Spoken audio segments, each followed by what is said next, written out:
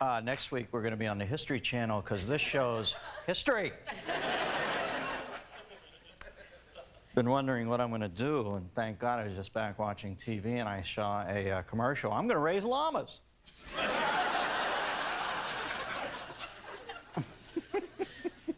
This week, a couple was arrested for having sex in St. Patrick's Cathedral in New York as part of a radio contest put on by two local DJs, Opie and Anthony. Hey, they sound wacky. You know, I saw a picture of these two people who bonked, and all I can say is they've got bodies built to fuck on radio.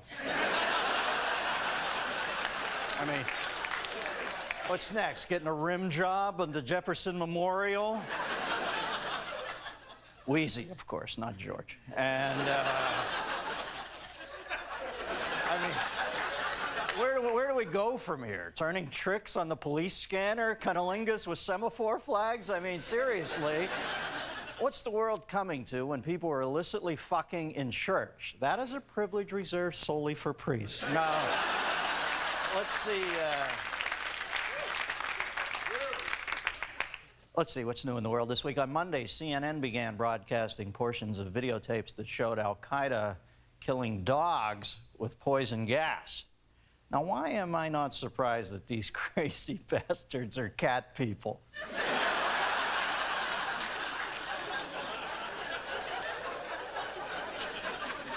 Yeah, only the fact that they killed dogs is going to bring some liberals in this country on board as far as hating them. Everything was okay up to that point. They killed a dog?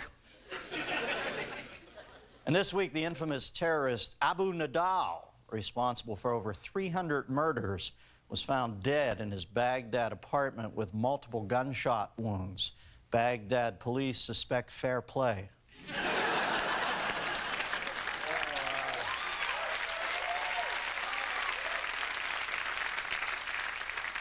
And oil prices are at their highest level in nearly a year and a half due to the ongoing possibility of a U.S. attack on Iraq. Hey, another dime a gallon, and I say we start carpet bombing those fuckers with flaming SUVs. Yeah. I love the new car smell of napalm in the morning. An Iraqi army commander said on Wednesday that Iraq is planning a series of maneuvers to prepare itself in case the United States does attack.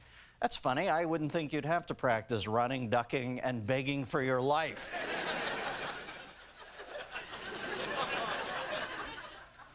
European leaders say the current flooding devastating their countries will end up costing $20 billion in damages. $5 billion to rebuild and $15 billion to figure out how it was America's fault. And this week, a House Senate subcommittee, House and Senate can't have a thing together, can they? Aren't they different? Doesn't one have like 435 jerk-off old white men and one has 100 jerk-off old white men?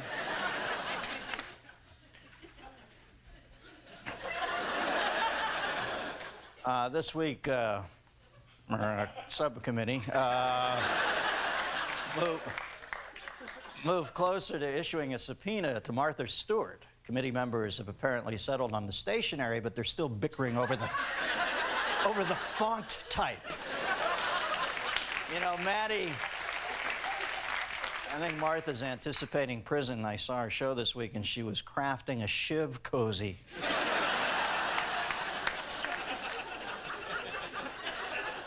General Motors is recalling 720,000 trucks and SUV models because the airbags may not inflate in low-speed frontal collisions. Until the problem is fixed, General Motors is asking all its customers to ram each other really hard.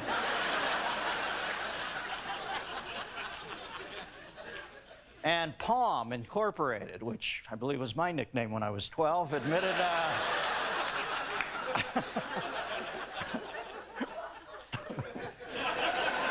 Anyway, Palm Inc. admitted Monday that its M130 Palm Pilot cannot actually display the 65,536 colors it claims to, but rather only 58,621 colors. You know, our corporate culture's gone to shit when there's even pressure to overstate figures in the teal spectrum.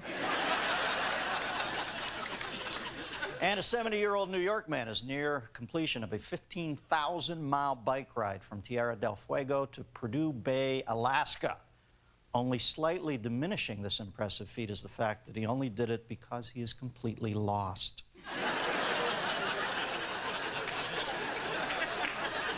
You know, many Hollywood celebrities like Anthony Hopkins, Quincy Jones, and Barbara Walters have visited Robert Blake in jail. You know, my show got canceled, and Lovitz won't even come over to my house.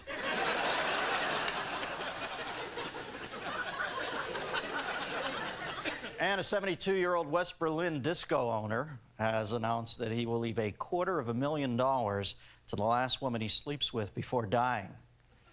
I sense a very special Sweeps Week episode of The Anna Nicole Smith Show.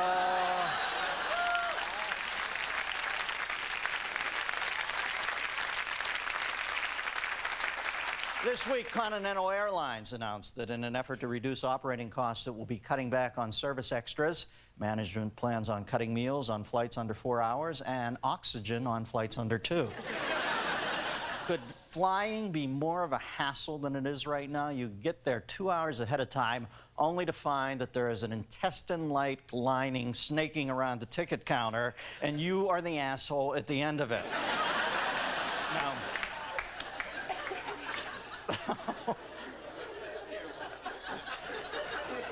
Now, I don't want to get off on a rant here, but yes, after 9 years, even I'm sick of saying that. But, but we as Americans don't like being inconvenienced. In fact, we are now unwilling to lift a finger unless it's to let another driver know what we think of him. You know, I think this whole convenience thing started with the wheel. Before that crazy gizmo came along, people didn't expect anything to be convenient. Once we were happy in our dank little caves until we were able to use the wheel to see that others had caves that were bigger and weren't filled with as much bat guano as ours. With the wheel came envy, a lowering of our self-esteem, and greed. Fuck you, wheel.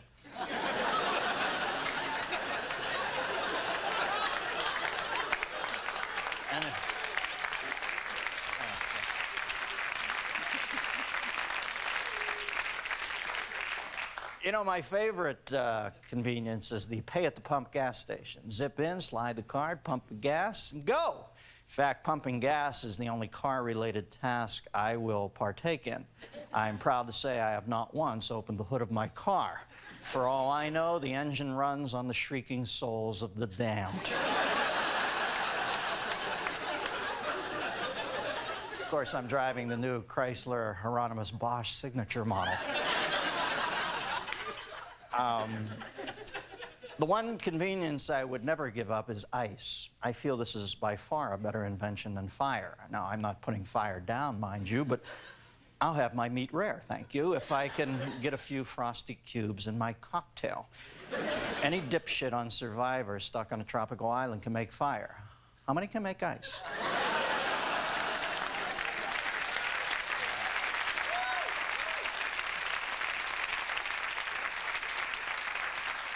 You know, for me, the ATM is the model of modern convenience. It's fairly reliable, open 24 hours a day. The lines are never really that long, and it leads me step by step through the process. Then in less than a half a minute, it hands me money, thanks me for taking it. Then, almost as a cherished token of our lovely time together, it gives me a receipt for the transaction. Oh yeah, I want to fuck the ATM.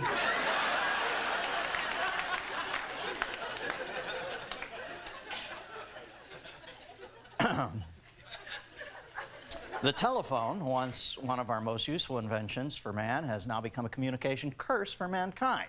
I think there's something wrong when you hear a cell phone ring in public and 30 people start patting themselves down like they've just burst into flames. You know, people on cell phones are like people on cocaine, except far less likely to shut up. Now, because of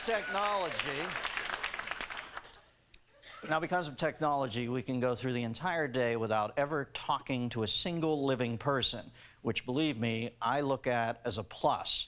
I would love to be in the middle of a live conversation with someone and be able to push a star key on their chest to fast forward them to the goddamn point of their story.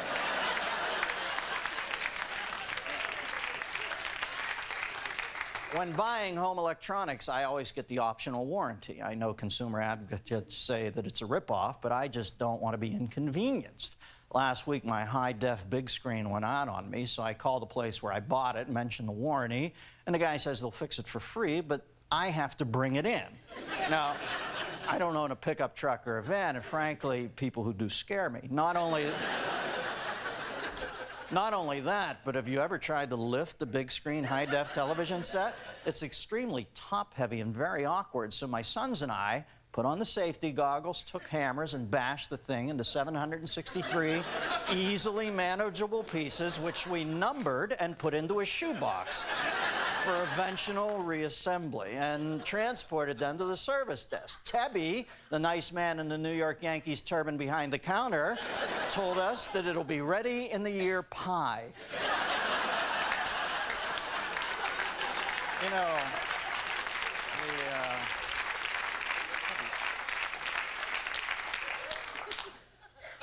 did I really fuck up the word eventual? Nevenential or something? No? Okay. The clothing company Dockers actually makes a pair of pants with 8 pockets to enable men to keep their hands free while carrying their wallet, keys, Starbucks card, MP3 player, Palm Pilot, two-way pager, and cell phone. You know, when you're knocking over small children as you careen down the street because you are literally crating cargo in your chinos, it seems like the cooler move at that point would be just bite the bullet and go for the man purse. You know,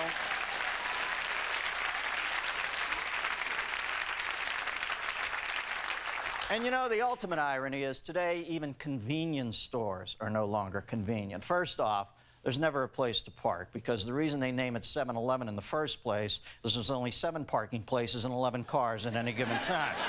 So you have to circle the convenience store like a fucking Indian. Excuse me, casino owner American, who's attacking a wagon train. Then the checkout lines are always filled with people who feel the need to scratch the silver pants off the leprechaun's ass on the buck of the Irish lottery ticket while still standing at the fucking counter. Not to mention the 16-year-old kids trying to buy hard lemonade using their dead uncle's dog tags from the Spanish Civil War as ID. And the sheepish couple palming condoms like the ace of clubs in a poker game with Ricky Jay.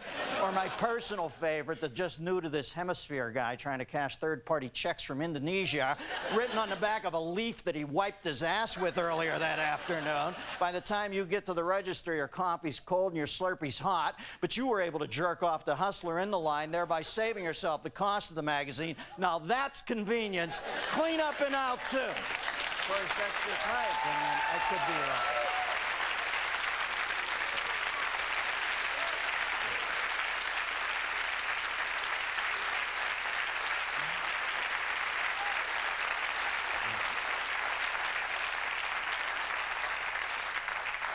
I want to say how happy I am to pay the kid who put that drawing together this week.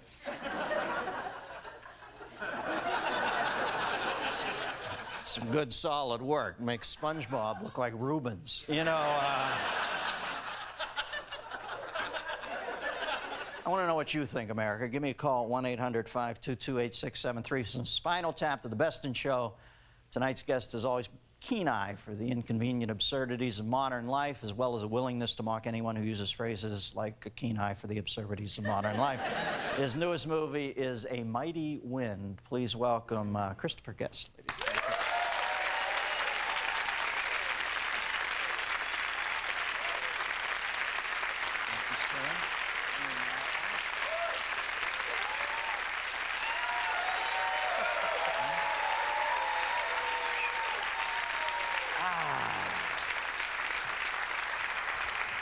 First off, I should tell you I find it very appropriate you're wearing the beret, as you are about to become, now that Woody has dried up the preeminent, well, I think your film parodies are the best stuff that's being done in comedy right now. So,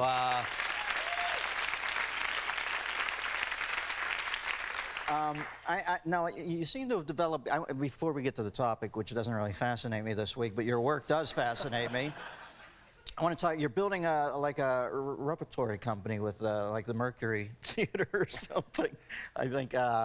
And are the same people? Will they be in the new movie for the most part? As far as I know. Yeah. Yeah. And yeah. what is the milieu of this one? We've had dog shows. We've had aging rock bands. What's this one? Well, this is a film about 3 folk groups from the '60s. I don't have to say anything else. That are trying to make a comeback, basically. And they're going to do a memorial concert in New York City. And they believe it can work, let's put it that way. And so we got the same group together, and Eugene Levy, Catherine O'Hara, and Fred Willard, and Michael McKean, and Harry Shearer are in this. And Michael, Harry, and I wrote a lot of the music, and we play it live. We actually did a show, and that's all I can say right now, because I'm still working on it. What's your modus operandi to get this brilliant work? Do you guys, do you give them the idea of the movie a few months in advance and let them work out what they'd like to do? You seem to give your company a lot of free rein. Is that true? Is it my turn? Yeah.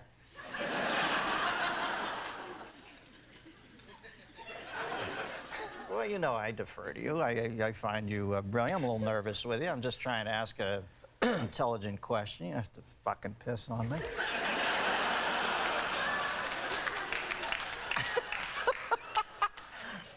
How much is improv and how much is worked out beforehand? Well, Eugene Levy and I, wrote the story for Waiting for Guffman, and we wrote the story for Best in Show. And it takes us about 5 or 6 months to write out the story, to create the characters, to develop each scene. And then when we're shooting, I talk to the actors prior to that as the director, and there's no dialogue written down at all. So every word is improvised. And every take is somewhat different. Do you look for people, and I'm sorry, I mean, you probably don't like to talk about you, but I'm fascinated by your work. Do you like to, see, I'm kind of needy as a performer. If it goes for like 5 or 6 seconds without something, I get a little desperate. You like to inhabit, and you guys get safe in these sort of castles you build out of these characters. I've seen you and Marty and Catherine O'Hara, and when you're in there, you feel completely implacable to some extent, don't you? Well, you know, it's not based on jokes, although some of it's funny, I hope, but it's based on the character. So you do feel safe, because if you're true to the characters, then it really, you don't have there's no way of failing in the same way that if you're doing jokes and nothing happens, then it's not good, I guess. You're going to see it over at the screen in a few seconds, but I extricate myself. Now, you seem to be a man of tidy personal habits. The little I know you, I think of you as a friend, but I don't know you all that well, but it seems like you like a little bit of precision in your life. What inconveniences you? Do you have inconveniences in your life? Well, coming here was...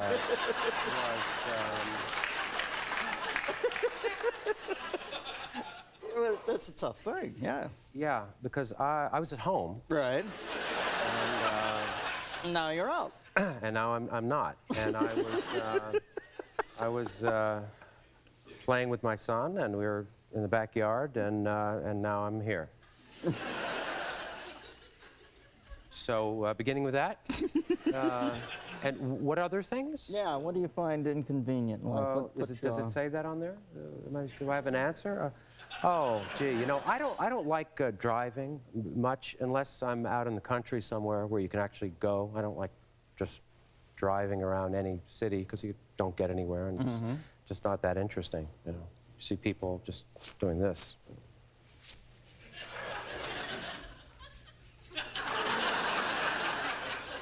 What else makes you anxious, Dennis?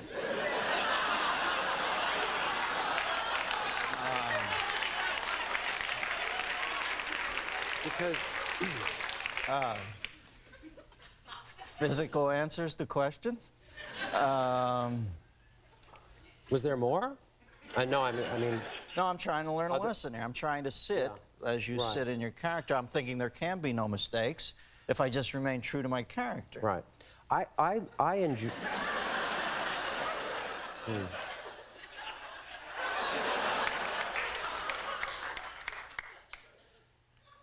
I enjoy, seriously, I enjoy space, and so I don't like to be in, not in a claustrophobic sense of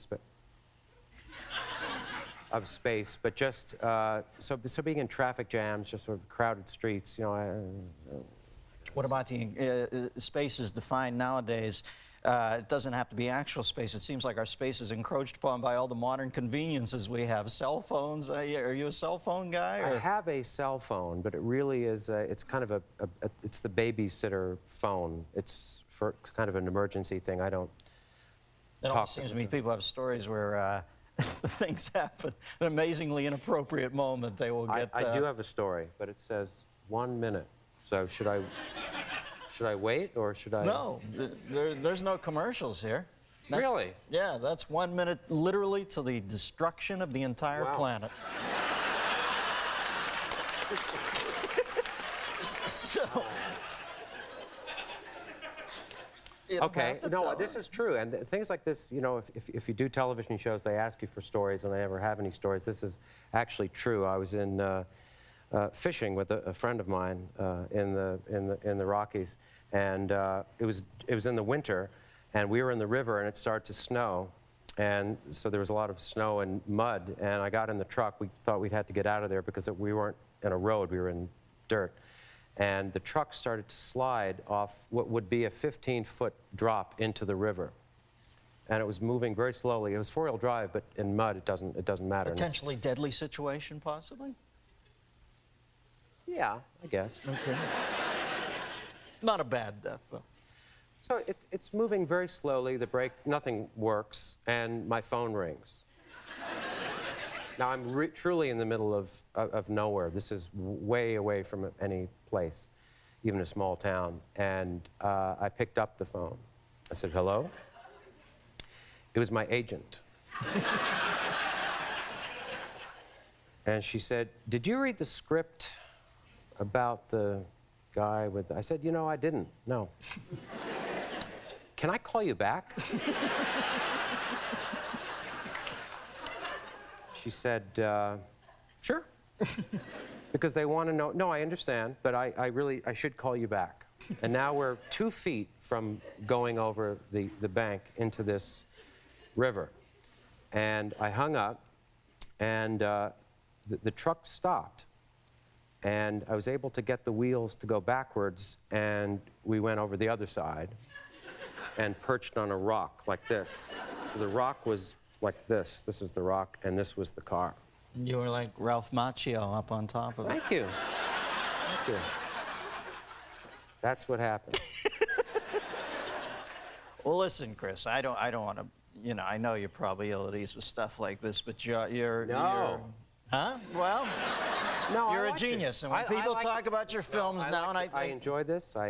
I don't do many of these shows, yes, and I wanted to do this because I respect your work, and I... Well, we appreciate your films. They really are, the precision of them is breathtaking. Thank you very much. Stick around. I'm going to do the news.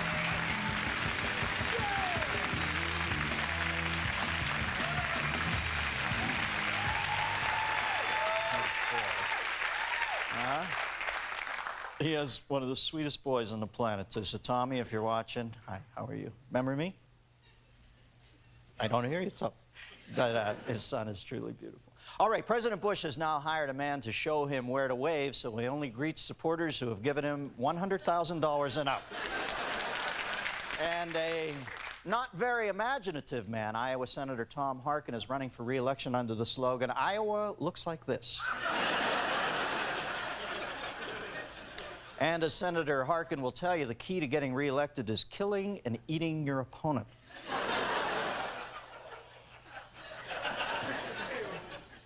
He's a farm guy. It's okay, it's just sustenance. Stay in your character. Nothing adds zip to a Catholic Mass like one of the Pope's famous keyboard solos. Yes. See? Whenever I'm in trouble, I play the Ray Manzarek fence post hole digger hat joke. And because he is on a low-salt diet, the Pope often feigns sleepwalking just to sneak in and get a bag of Fritos from the kitchen at night. Everyone agreed Mahmoud's family went a little too cheap on the casket.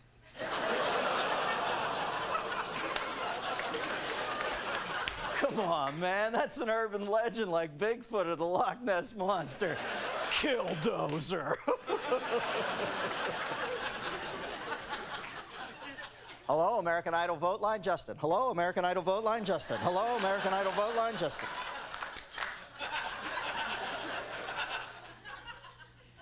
Galileo, Galileo! Physicist Stephen Hawking is always ready and willing to help his friends move into a new apartment.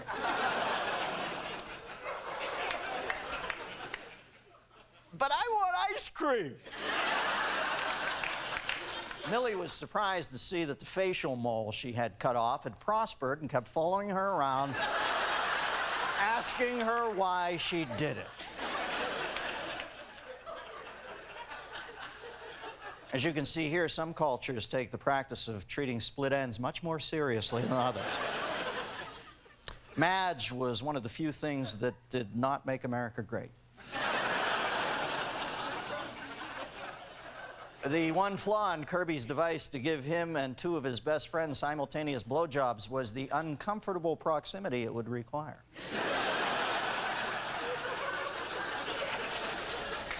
Jerome liked to pretend his right arm was an exotic pet.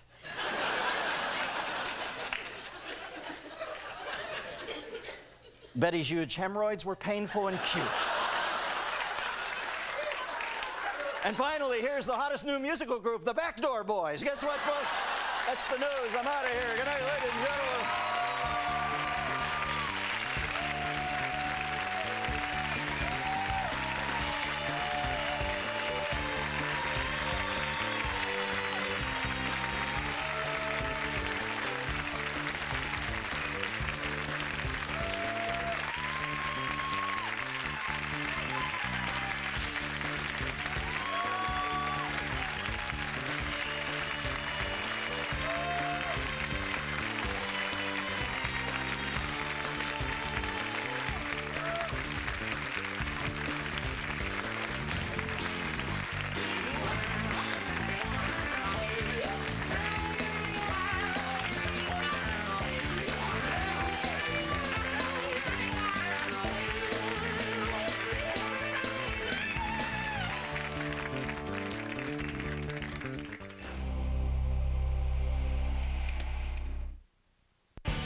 Next on HBO. Voice that sounded an awful lot Thanks, man. like Johnny Mosley.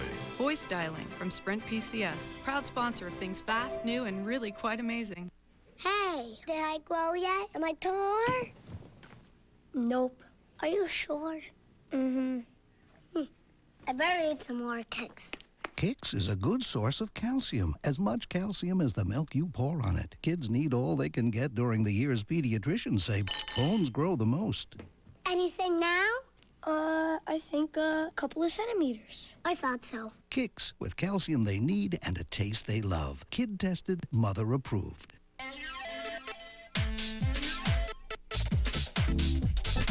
There's plenty of love in California, including a deep passion for cars, like the legendary Chrysler 300M. And now, qualified returning Daimler Chrysler lessees can lease a 300M for just $369 a month for 36 months. Or drive a well-equipped Voyager or Town & Country minivan and receive a $2,000 cash allowance. So go ahead, fall in love at your Southern California Chrysler dealer. The rising dangers of escalators. Our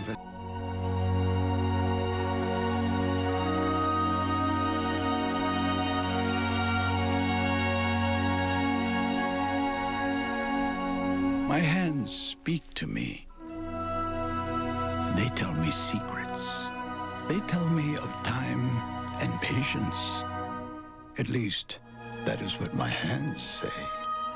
The all-new Lexus ES 300. A new world of luxury.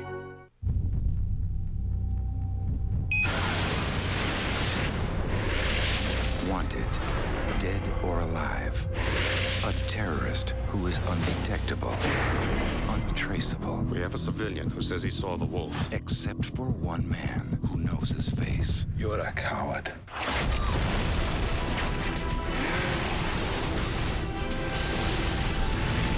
Collateral Damage. Rated R. Starts Friday, February 8th. You think he's breathtaking. Then you think, breath, bad, teeth, not white. Check, please. Get back. Get new Crest Whitening Plus Scope. For a bright white smile, fresh breath. Now you're perfect. Well, did you get it? Just picked it up. It's set up in the den. Boys, feast your eyes on the future. Whoa, nice. Yeah, it's got 3 cheeses, a grilled tortilla case, all standard. And then went for the upgrade. Wow, steak. Oh, the S-Class. Marinated carne asada steak, 3 melted cheeses. Upgrade to steak with Taco Bell's new steak quesadilla. And think outside the bun.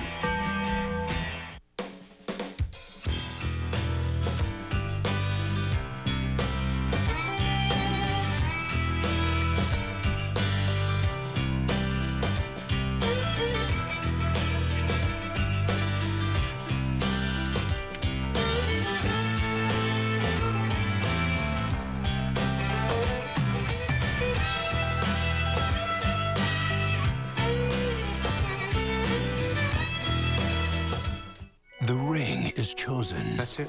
That's Daphne's ring. The wine selected, and everyone's in position. Shh, everyone, shh. It's the Fraser event we've been waiting for. Niles proposes to Daphne. A must-see Fraser, NBC Tuesday.